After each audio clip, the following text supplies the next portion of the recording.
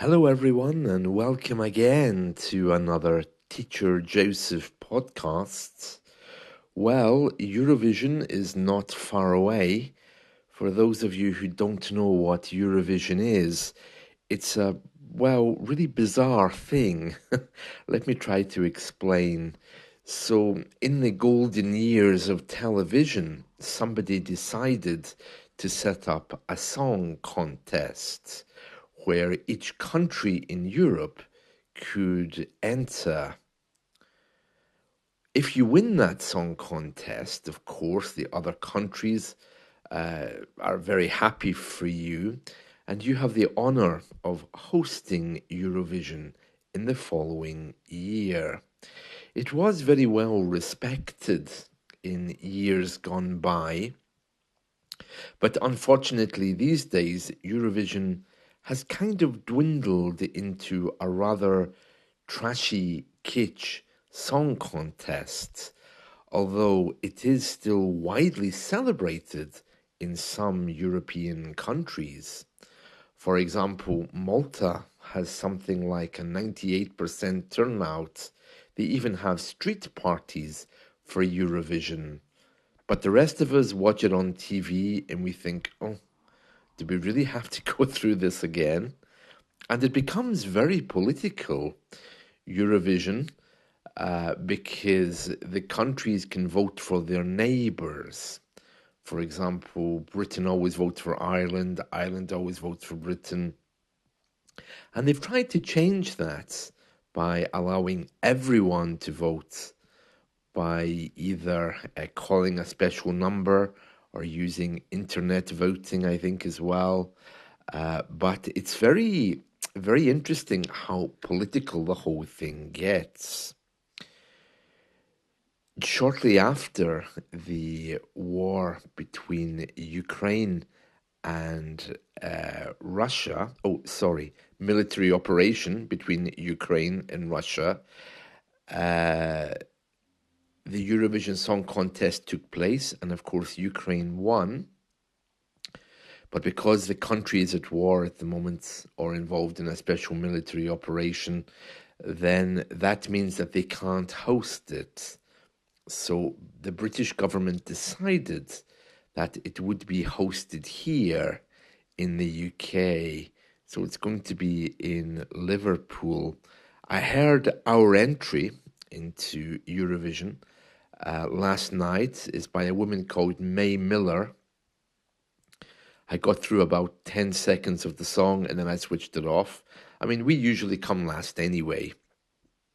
Last year, for some really bizarre reason, I think we came second or third, but we haven't won it for many, many years. It's in the news this morning because somebody called Loreen has won Sweden's mini contest to see who is going to go forward for the main contest. So let me just explain how that works. So before Eurovision, each country has like a mini song contests that we all get to vote for. And we decide on that one as our main act within the main Eurovision. It's all very guarded by rules, it's operated by the European Broadcasting Union, and there's some very strict rules that each country has to follow about this. So it's been revealed that Loreen will be representing Sweden. She's just won their local song contest, which is called Melodifestivalen. Apologies to any Swedish people if I pronounced that wrong. And she told the BBC Eurovision Cast podcast, yeah, there's a podcast about it, that she needed a lot of convincing to take part again because she'd won it in, I don't know what year she won it last time. Yes, 2012.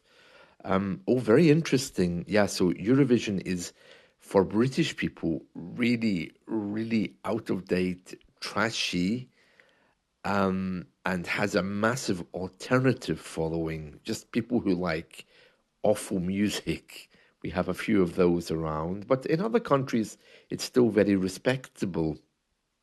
Um, so apparently, on the 7th of March, every performance sold out within 90 minutes of tickets going on sale.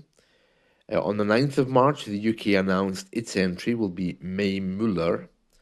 On the 13th of March, there's a deadline for entries with all songs being available to stream online by the end of the month. And then in April, uh, all of the other countries are going to announce their winners, of course. The opening and interval performers for the final will be announced. And in May, the 9th will be the first semi-final, the 11th, the second semi-final, and the 13th, the Eurovision final. Now, this is really interesting. I don't know, or I didn't know about the first semi-final and the second semi-final, that's the contest which will narrow down who is going to be in the main act. I mean, in the main contest, I think there's about 20 or more countries participate anyway. So it's interesting. I don't know why, but Israel and Australia are also in there. I don't know how that works because they're not European, but it's been like that for a while. And tickets for the 9 shows in Liverpool, here in the UK, sold out in 90 minutes. And apparently, a fan is just obviously someone who's enthusiastic about this. They're being warned that hotels that they have booked in are being targeted by cyber attacks, putting their data at risk. About 160 million watch the competition annually, but seats inside the arena are limited to around 6,000 this year for each show.